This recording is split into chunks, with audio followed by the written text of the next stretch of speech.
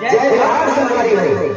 हमारे छत्तीसगढ़ के पावन पर्व त्योहार फागुन त्योहार के आज जम्मो झल्ला गाड़ा गाड़ा बधाई है, जय जोहार है।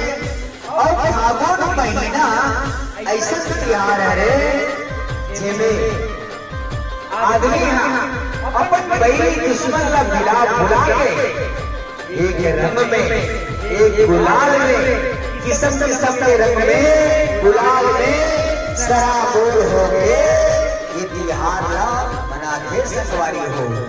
तो आओ आप और हम मिलजुल के ये त्योहार मनाकर और बैरी दुश्मनी का भुला के खत्म करके ये त्योहार हम सब मिलजुल के बढ़िया से मनाकर फागुन मस्त महीना के फागुन के त्योहार जरा हम सब होली के सुंदर नाम दे हैं और छत्तीसगढ़ के साथ साथ पूरा भारत वर्ष मनाते।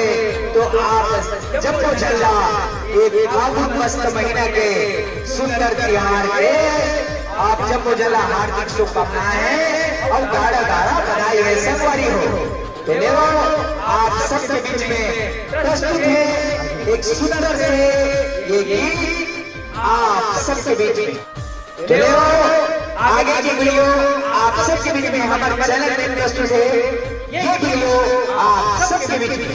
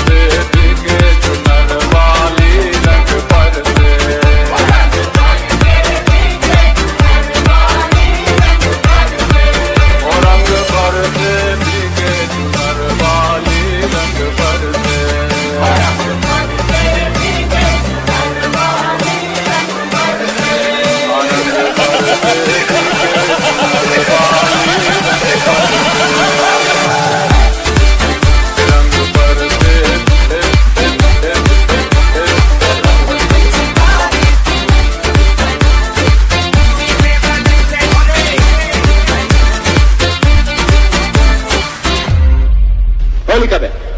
कब है होली?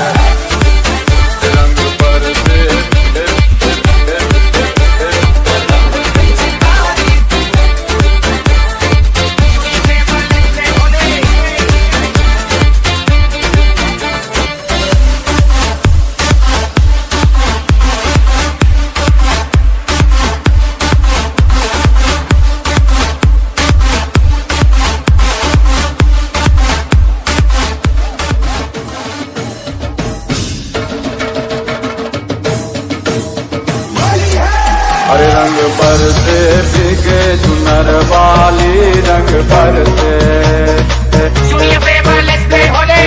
तेरे उड़ते बाल आजा रंग तू दोनों का अरे सारा रारा कबीरा सारा रारा इतना मजा क्यों आ रहा है पूरे हवा में भांग मिलाया रंग भर के चुनर तूने और कसर पे पौध में झूमे सारे पाग रगड़ के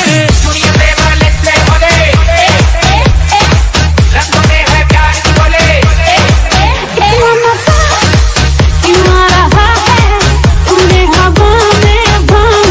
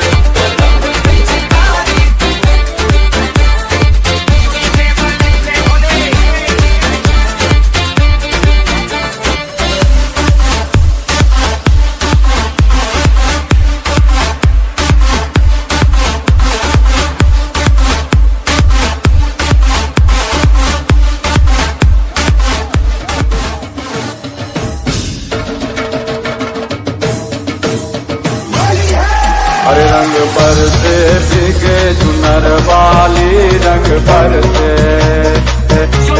पैर में तेरे उड़ते बाल आजा रंग दो दोनों गाल अरे सारा रा रा कबीरा सारा रा रा